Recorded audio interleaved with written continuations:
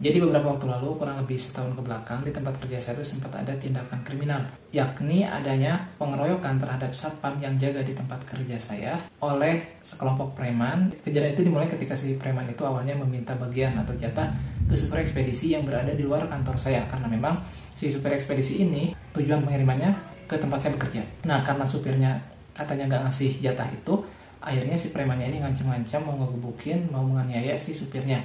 Nah, supir ekspedisi tersebut kebetulan bersembunyi masuk ke tempat kerja saya.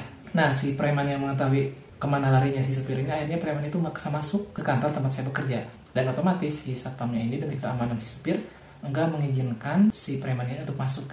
Dan karena hal tersebut si premannya marah, akhirnya dia naik pagar manjat ke atas dan mau mengeroyok si satpamnya ini. Pagi harinya hal tersebut diketahui oleh pihak kantor, terutama para atasan. Tempat saya bekerja memutuskan untuk melakukannya kepada polisi.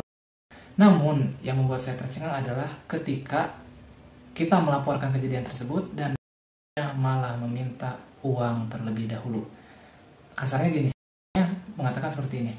Oke, kami proses peristiwa ini, kami proses kasus ini, tapi bayar dulu segini. Nah, pihak perusahaan saya itu karena gak mau bayar, ya udah akhirnya memutuskan untuk tidak memproses lebih lanjut terhadap kasus ini karena merasa tidak ada ketegasan dari perusahaan, tidak merasa dihargai. Akhirnya si satpamnya ini beberapa bulan kemudian resign karena saya ngerasa nggak dianggap. Dia udah berjuang menyelamatkan perusahaan, tapi perusahaannya seolah-olah ya kayak apatis terhadap kejadian ini. Yang padahal kalau saya lihat bukan perusahaannya apatis, tapi memang ketika mau diproses kasus ini si minta uang duluan. Dan setelah kejadian tersebut akhirnya selama 2 minggu dari pihak Babinsa ikut mengamankan. Jadi selama 2 minggu itu Babinsa selalu ikut nginep dari jam 10 sampai jam 4 subuh untuk ikut mengamankan tempat saya kerja. Tapi anehnya setiap bulan yang meminta jatah ke tempat saya bekerja itu, dan kemarin saja itu datang lagi ke tempat kerja saya dalam rangka meminta THR. Saya tuh sempat nyeletuk ke atasan saya, "Pak, itu minta apa? Minta jatah THR?" "Iya," kata atasan saya. "Emang gunanya mereka untuk perusahaan kita apa? Ngamanin juga enggak, kita punya kasus kemarin malah minta uang duluan, bukannya nolongin, giliran minta-minta yang kayak gini, mereka gercep." Saya di sini menemukan potret buruk dari oknum kepolisian, ya teman-teman. Ya mungkin yang baik banyak, yang amanah banyak, dan mungkin lebih banyak lagi yang baik dan amanah dibandingkan yang semacam di tempat saya itu ya teman-teman. Yang apa-apa harus uang dulu, bahkan mereka nggak kerja tapi tetap minta jatah.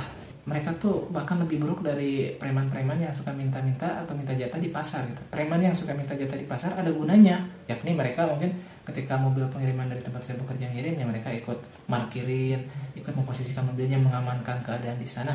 Ya wajar lah kalau misalkan mereka minta jatah THR lah. Ini mungkin orang-orang yang nggak tahu seluk-beluk perusahaan akan menganggap bahwasanya misalkan minta uang 500.000 ke perusahaan mah kebangetan kalau nggak dikasih, atau minta uang 1 juta ke perusahaan kebangetan nggak dikasih, orang mereka omsetnya aja miliaran gitu. Yang mereka lupa adalah perusahaan itu memang omsetnya miliaran bahkan triliunan kalau digabung secara nasional.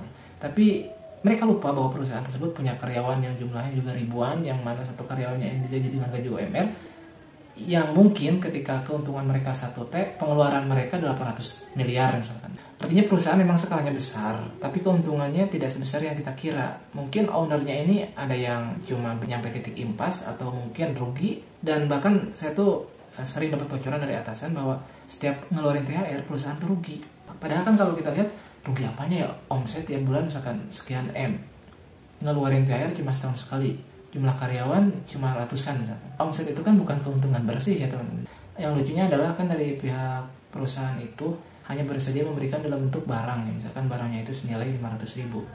Nah si pihak maksa minta diuangkan, yang otomatis kalau maksa minta diuangkan kan barangnya harus dijual dulu. Dan seperti yang sudah ditebak, di pihak dari oknum polisi nggak mau jualin barangnya dulu, mereka pengen jualin dulu lah sama kalian pihak perusahaan, nanti saya pengennya nerima uangnya aja.